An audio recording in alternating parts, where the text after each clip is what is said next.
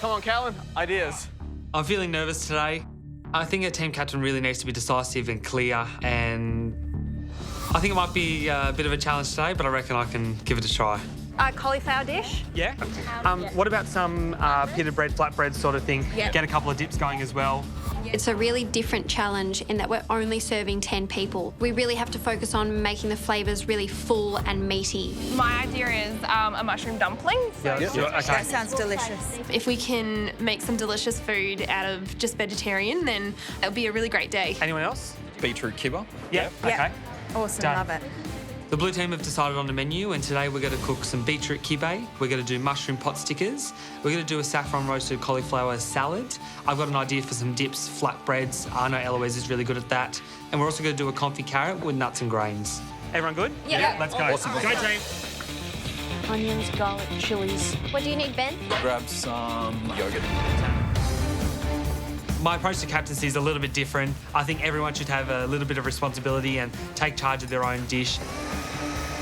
Ray gets on frying some of the carrots. Nicole gets onto the mushroom pot stickers. Ben on the beetroot kibbeh. I'm going to get onto some of the dips. Eloise gets onto the flatbread.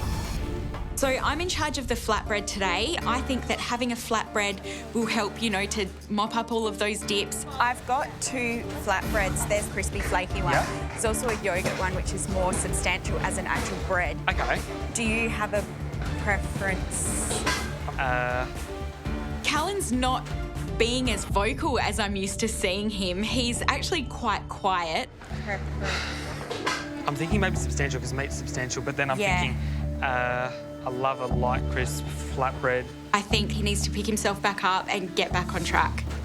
Do you want to do just like a little bit of each? Yeah. Callan's decided to cook 2 flatbreads. I don't know if I've got enough time to cook 2 flatbreads, and that's a bit of a gamble. I really need to grill these flatbreads. I need them to cook through perfectly so that they're really crispy and delicious. Yotam is all about attention to detail, so I need to nail this. I'm going to do, so the quantity, this one does about 4 Yep. per portion, so I'm doing 4 times that Perfect, much. perfect. Is that all right? Yeah. I need to make sure that everybody on the table has 1 whole piece of the crispy flatbread and 1 whole piece of the yogurt flatbread, so there's going to be plenty for everybody. Callan, I promise you this will be a winner. I Yeah? promise you. All right. I'm trusting you, Ben. So I'm going to make a beetroot kibba. It's actually based on a meat dish where you ground up some lamb and mix it with some bulgur wheat, but I'm going to substitute that for beetroot. It's going to be sitting on a cauliflower puree along with some yogurt sauce. I hear that George absolutely loves kibba, and it's a great feeling. Would you keep up that in the oven for me quickly? But I'm also a little bit worried because he'll have high expectations. Right, Callan. Yep. Right, talk to us. Callan, what are you going to cook? We're going to do a couple of smaller plates. So we're going to start with the flatbreads with a couple of dips. We're going to do some saffron roasted cauliflower with hazelnuts, burnt butter and capers. Yeah. We're going to do some mushroom dumplings with caramel miso. Yeah. And then we're going to do the beetroot kibbeh. Oh, nice. I like that. That's a Beetroot beautiful kibbeh. idea. Who's making them? Ben's getting onto the kibbeh. So there's 2 types of kibbeh, Yeah. kibbeh and kibbenaya. Kibbeh is chopped up meat in the casing, or kibbeniya is chopped up meat. What are you guys going to do? Not 100% sure at the moment. Oh, I'm not a kibbeh expert. I have no clue. I've left the dishes up to my team. I don't know every detail of our menu. Maybe that wasn't the best plan, come to think of it, but I have no idea. is that enough? Push.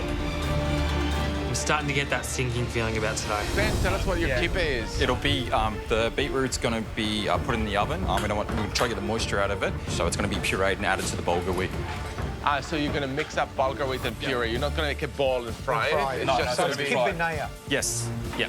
I do know that kibba uses bulgur wheat as a base, and it can be cooked in so many different ways. Whether it's kibba or kibbeniya, I don't know what exactly it is. I just know it's going to be really tasty. Miss, do you want to start doing some vegetables to bake in the oven for the crisps? Yeah, which... I make the decision to add 2 extra dishes. We're going to add an eggplant dip and some sweet potato crisps. If there's sweet potato there, do sweet Okay, potato. sweet potato, yeah. We've got so many dishes to do already. This decision might come back to haunt us. Sweet potato crisps are one of those things that it's easy to make and they make the table look abundant. So I think Mish is making a fair amount today. I want to make more than 10 servings. I think sweet potato chips is something that people can just grab, something that I love to eat off the packet. I can just eat like half of it, so I'm just trying to make for like 15 people. Welcome, guys. It's just starting up the other end. So there's the carrot dish with nuts and grains. Next to that is the sugar snaps, mint and pecorino. There's some sweet potato chips, beetroot kibbeh with a roasted cauliflower puree and a yogurt sauce. In the middle is a saffron roasted cauliflower with a preserved lemon yogurt. Flaky flatbread. There's a yogurt flatbread. Mixed mushroom dumplings served with a miso caramel. There's the smoky eggplant as well. Looking at these dishes on the table, I'm really, really happy with them. There's colour, there's texture, there's flavour. There's only a couple of concerns I have. The carrot dish was a bit of a gamble, but hopefully the flavours are there and it all comes together. We also had an issue with the yogurt flatbread. Life's too short to live with regrets, so I don't regret putting the yogurt flatbread on the menu. Well, Yotam, you asked both teams to impress the carnivores with an amazing feast. Meat lovers like eating, right? So you wanted to see this abundance at the table. So this is the blue team's vegetarian feast? Yep. I think it looks absolutely beautiful. I'm loving the colours. Are you missing the meat? Not at all. No. Absolutely not. No.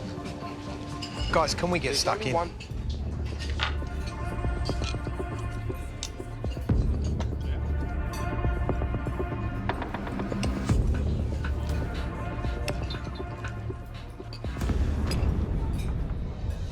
do like these dumplings, though.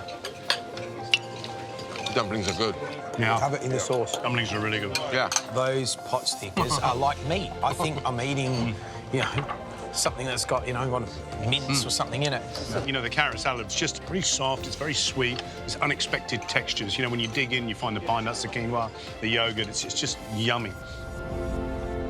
It's great. I love the herbaceousness of the of that snow pea dip with the bite of the pecorino. Delicious.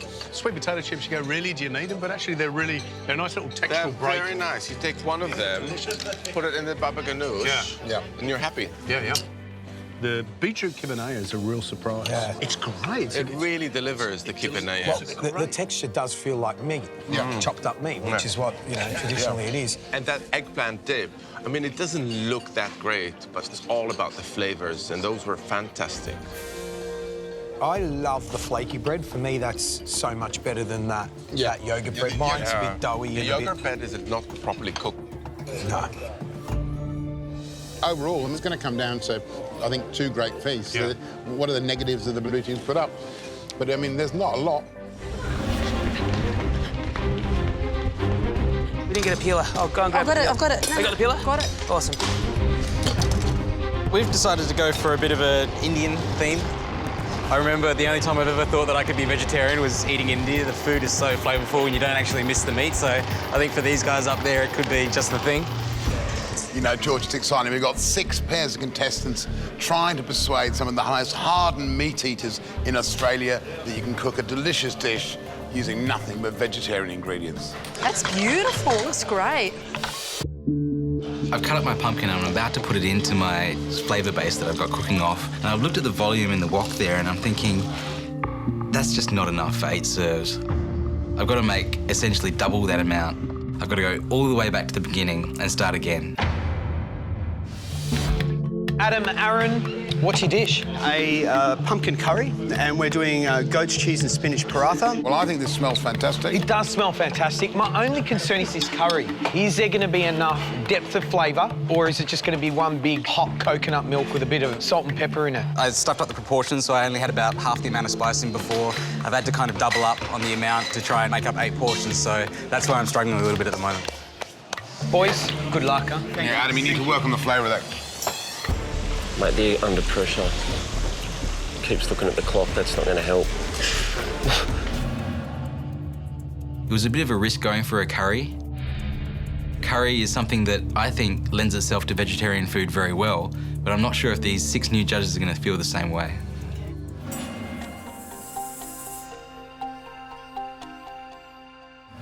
Ryan, what do you think of this dish? Well, look, I'm actually looking forward to this. I like my curries. Generally, they're loaded up with a bit of meat, so I'm looking forward to seeing how it goes with the pumpkin in it as opposed to a bit of lamb.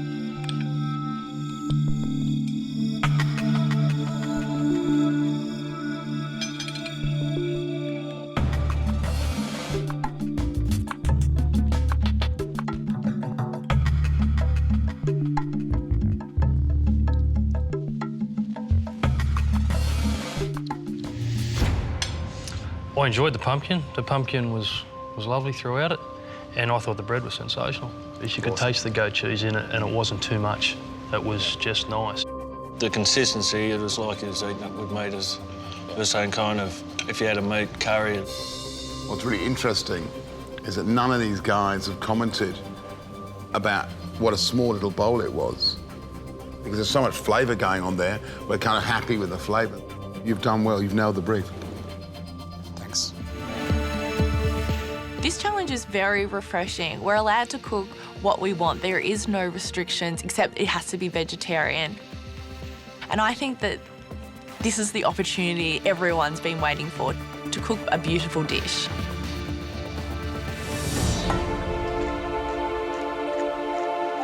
Today I'll be cooking a Sri Lankan vegetarian curry, which will consist of a roti bread, a bean curry, potato curry, a dal, and a coconut sambal and rice. I want to make my own coconut milk, and I also want to roast some coconut and grate it and use it in my sambal. Oh, beautiful. Now, you've done this before? Kumar showed me how to do it at the MasterChef house. Okay. But I think I might need a refresher. Okay, so just grab me a bowl, that way. Okay, the back, the blunt.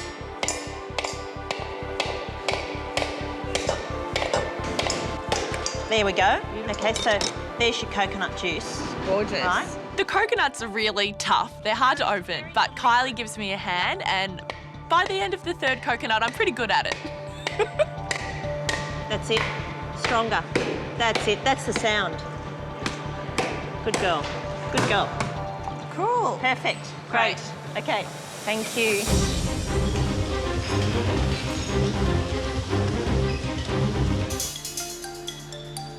I'm sitting at my bench mincing some garlic when I look up and His Holiness, the Dalai Lama himself, has come into our kitchen to meet us. Clarity, vision, it's all gone out the window. I don't know what to do. Carly, it's nice to meet you. Spices? What is it? Coconut. Oh, coconut here, that's right. Coconut. I told her you like spices. It's always the case when we have a longer challenge that you sort of dawdle your way through the first few hours, and then it gets to the last hour and there's so much to do. When you get a curry in Sri Lanka, you don't just get one curry. That's right. You get lots of different And the idea is that the roti's the centrepiece and then you grab little bits of... Yeah. For my Sri Lankan vegetarian curry, I still have to cook my potato curry, cook my bean curry, finish off my sambal, fry off my roti. I need to do this all within the next hour.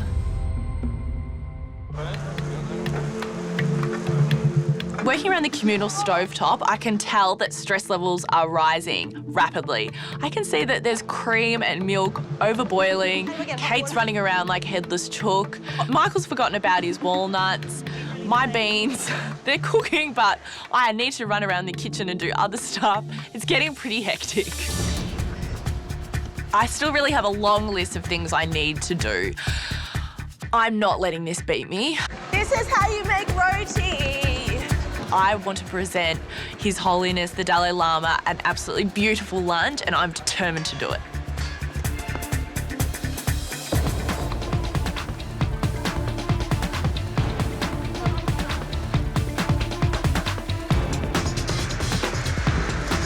Coming through.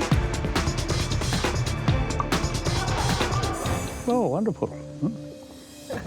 Your Holiness. I prepared for you a Sri Lankan vegetarian curry. Thank you. Thank you. Does this look Sri Lankan to you? It does. It's like being at home. How good's this roti bread? It's absolutely flaky, buttery, and delicious. I think each have their own sort of taste. This also good, this also good. The bread, really delicious. Well, I was actually looking at the way it's presented, because each bit is lovely, but presenting it in these bowls shows that you can eat each bit, but enjoy the whole lot. Yeah. And that's a lot like humanity, in a way that we're all different, but somehow we all somehow fit together. And somehow the taste of all of us is nice. worth. I'm going to do something that is distinctly unfancy. If I'm going to make vegetarian nachos, I'm going to show you how to make a really quick chili that's going to be the base of the nachos. Some simple guacamole. And then I've got some fancy dusts made in very unfancy ways. So, first up, the black bean and corn. So, big pan on the heat. I'm going to use one pan. I hate washing up, so I'm just going to use one pan for everything. So I'm just going to put about a tablespoon of oil in here. I'm going to fry up onions, one red onion, and also one red capsicum diced. It's basically a flavour base. So we're cooking these down for 5 minutes. What I'm basically making here, Sashi, is instead of a garam masala, I'm making a garam mexicala. Garam mexicala. Okay. So I've softened for about 5 minutes the capsicum and onions, and then I'm just going to put in garlic. I always put in garlic after I've cooked the onions, because I think there's a danger you burn the garlic otherwise. And that means we keep the sweetness, we keep the flavour of the garlic. Now, I could use chipotles in this, but I'm actually going to use smoked paprika because it's much more easily and readily available. And when you're talking about doing recipes for other people, it's really important to use ingredients that other people can use. Then, a tablespoon of coriander powder, half a teaspoon of cinnamon, a couple of teaspoons of cumin, and some chili powder. Then, into here, I'm going to deglaze the pan using some of this stock. So, you can already start smelling that combination. Then, into that base, 800 grams of black beans. Again, you could use kidney beans, but I think black beans give a lovely colour to this dish. And one 400-gram can of tomatoes. And we're going to cook this down slowly and gently for about half an hour, just to let those flavours develop. So there's our base. It's already starting to smell delicious. Half an hour's elapsed. I'm just going to throw in some frozen corn. Frozen corn's so beautifully sweet, and I think along with frozen peas, it's one of those great things to have in the freezer.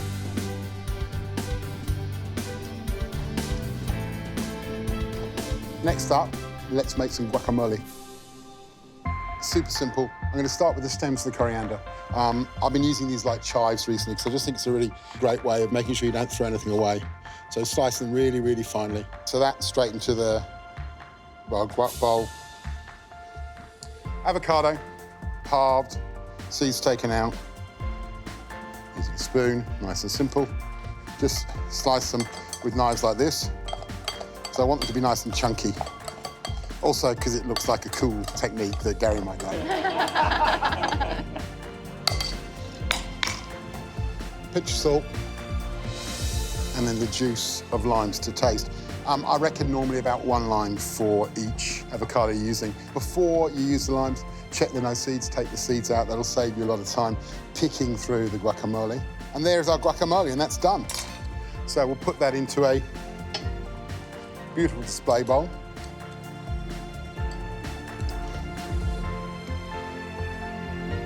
Final touch, a little bit of lime zest. Pretty. Okay, so our nacho mix into the tray, about half full here. Smoothing it out. Now, we could just go poof and lay them all there, that's kind of cool. Or we could be we could stegosaurus it by just putting the corn chips in there. Second, so just place all the places where you can't find a gap. And then 100 grams of cheese. I'm gonna put a little bit extra cheese on the end. This is all basically gonna melt down onto everything. I've preheated my oven to 160 fan forced, 180 if you don't have a fan forced oven. Okay, into the oven, about 15 minutes or until the cheese melts. Now we're gonna do one other thing, which is, I think, loads of fun. This is an artificial meat-flavoured corn chip, pretty colour. This is a hand-selected ranch chips.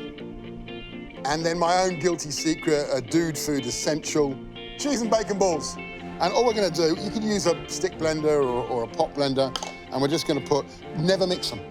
Because if you mix them, you'll lose their essential nature. And that's what we're after. We're after the essential nature. So, in they go.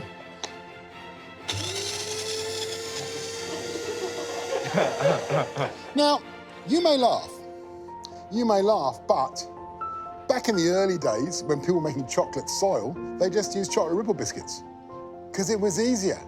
So if there's a cheaper, quicker, easier way to do something, do that. And here we go. Look at that wonderful, natural colour.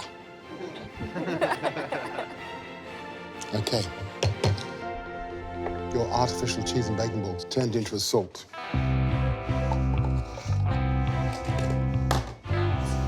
Subtly crushed in there. That's the way we go. Chop on, same deal. The age-old bartender technique for a blender.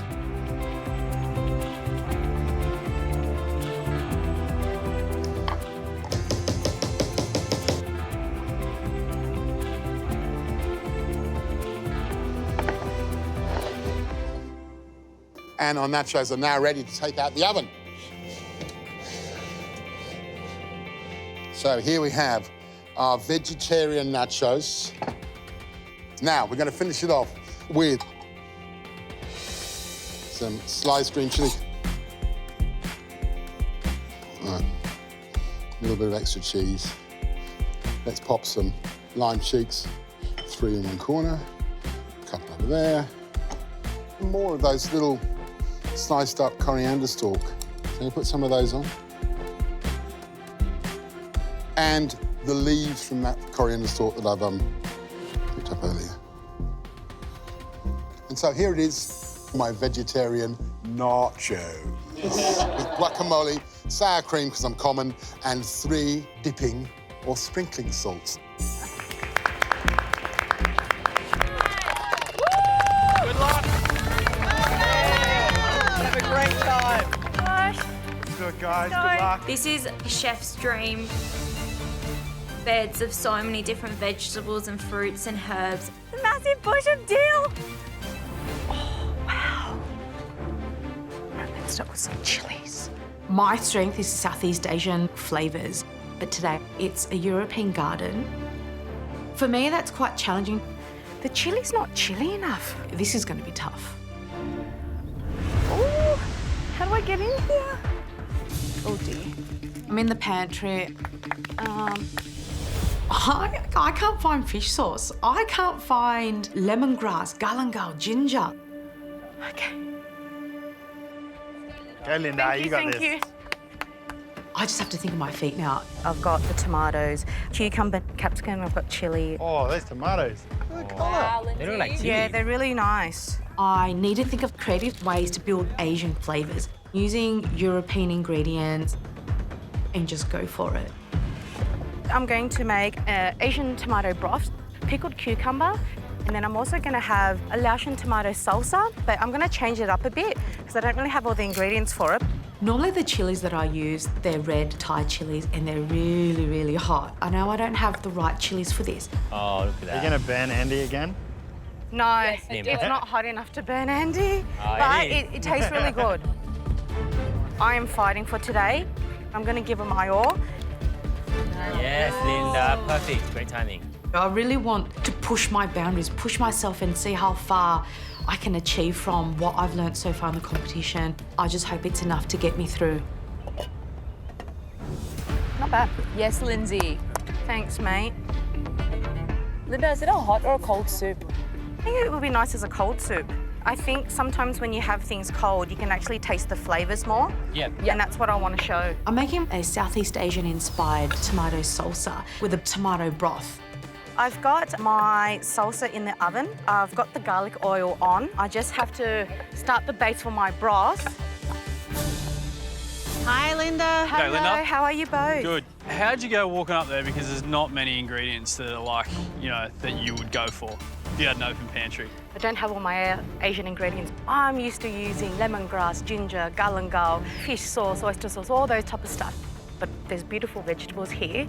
Great. So I'm actually going to make an Asian-inspired tomato broth, so, you know, trying to play on that sweet and sour. Okay. Tomato salsa and pickled cucumber. The thing with the sweet and sour soup is to really give it that balance. Yeah, and that's what I want to hit on, because you obviously don't have your fish sauce and all that kind of goodies that we know and love with your cooking. Yes. How are you going to balance this thing? Tomato is sweet and sour on its own, so I want to build the flavours from that.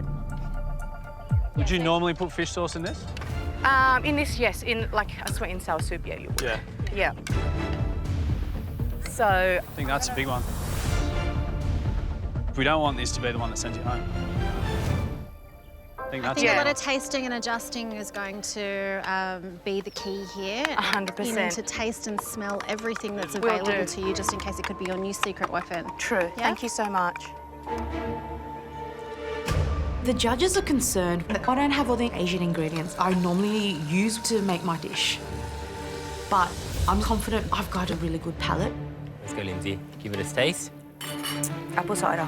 How is it? Not bad. But I also love building flavours, using the fresh produce itself. So I need to really focus on the flavours that I want for the salsa. I need to focus on the flavours for the broth. So when you actually have it together, it gives you the layering of the flavour that I'm used to. How is it, Lindsay? It's getting there. Yeah, sweet.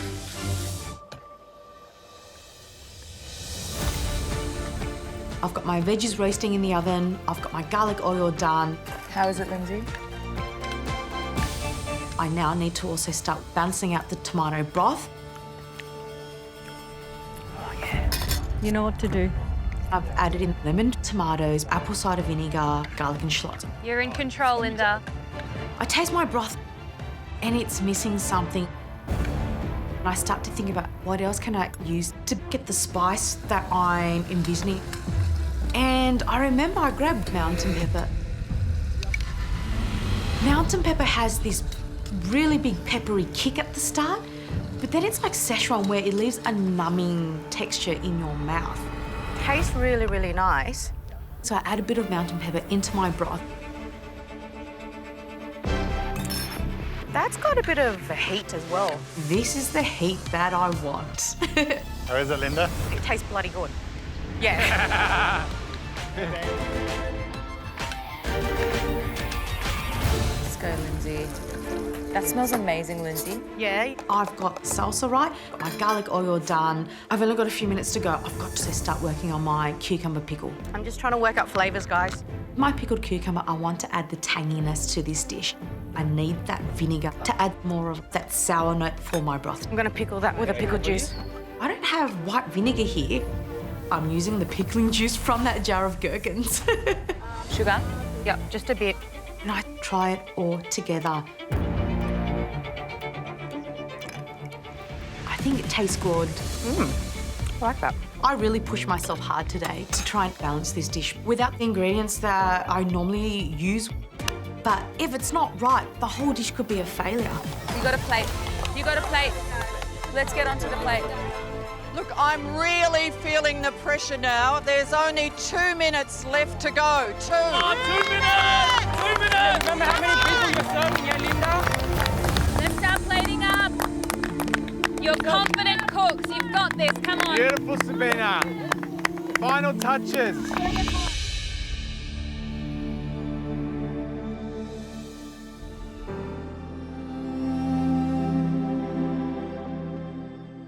Okay, you want to talk us through the dish? Yeah, so tomato broth with roasted cherry tomatoes, pickled cucumber, a Laotian tomato salsa. Thank you. Thanks, Linda. Thank you. Thank you. That colour of that broth looks insane. So vibrant. I mean, the plating is sophisticated, the colours are vibrant. Thank you.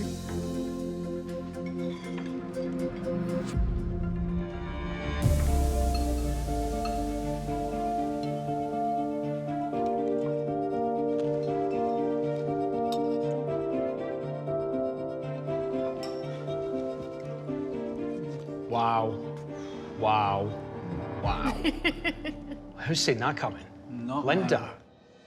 She is perfectly at home in your garden. My goodness. Absolutely. That is a journey for your palate and one that I'm happily take time and time again. It was delicious. It's pretty spectacular. I've just seen a revelation. I've seen a young cook come in here with her own sort of background and culture, twist it around, using this cornucopia of European ingredients, which has just knocked me sideways. I would not have thought of this. Amazing. And I've still got a party going on in my mouth. Yeah. I want to keep eating it. More. More, please. The layers of flavour in that sweet and sour soup are absolutely gorgeous.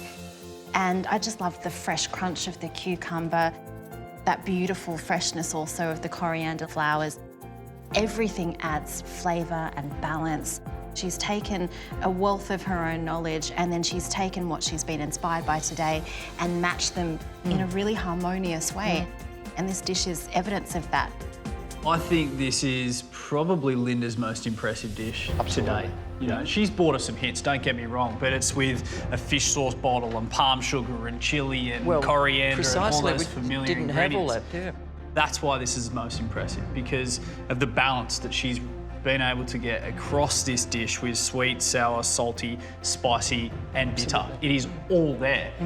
I think this could really be a turning point for Linda. It was beautiful. Wonderful. Should we get next one? Absolutely.